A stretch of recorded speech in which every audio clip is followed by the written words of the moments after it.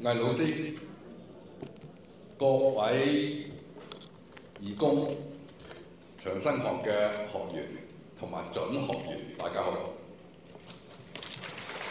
喺2020年6月30號傍晚，我就發覺我自己嘅腰骨咧有啲痛，右邊腳咧係有啲麻痹，而且行緊嗰陣時候咧，越行咧隻腳越重，咁啊發覺好似有啲唔妥喎。到瞓覺嗰陣時候，真係覺得痛啦。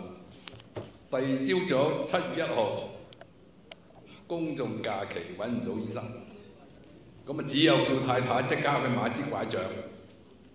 7月2號揾到個脊椎神經科嘅外科醫生，咁啊要我即刻去做磁力共振，確認係腰椎係移咗位，需要做腰脊重整嘅手術。咁呢個手術就要上12粒螺絲，同埋要12至15個鐘頭嘅手術時間。由於嗰陣時係疫情，所以要等排到有個空檔俾我先得。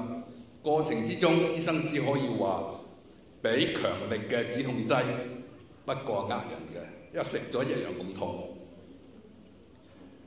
咁我將我個個案話俾我一個識咗40年嘅朋友，佢今晚都在座，同佢太太喺度。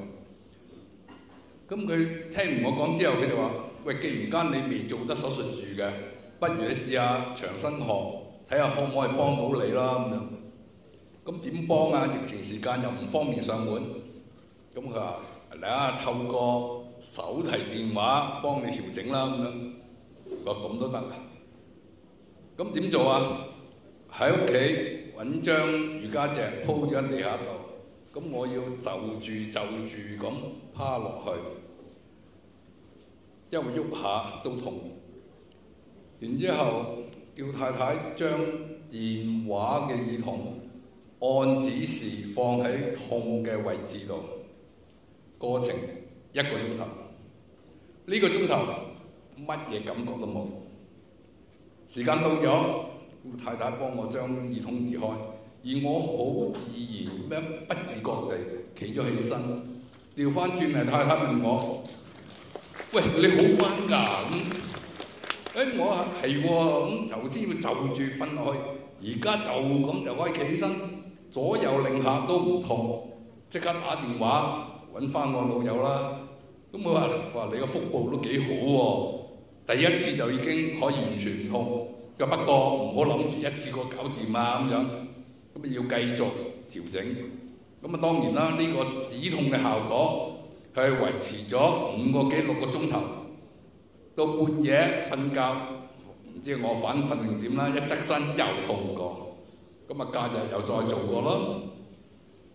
如是者由2020年7月到今時今日，我係冇做過嗰個腰椎重整嘅手術，令到個外科醫生好失望。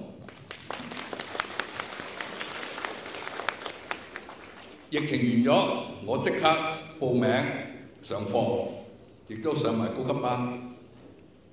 喺呢一個過程之中，我維持咗相當勤力嘅靜坐練功。長生學我感覺上唔難學，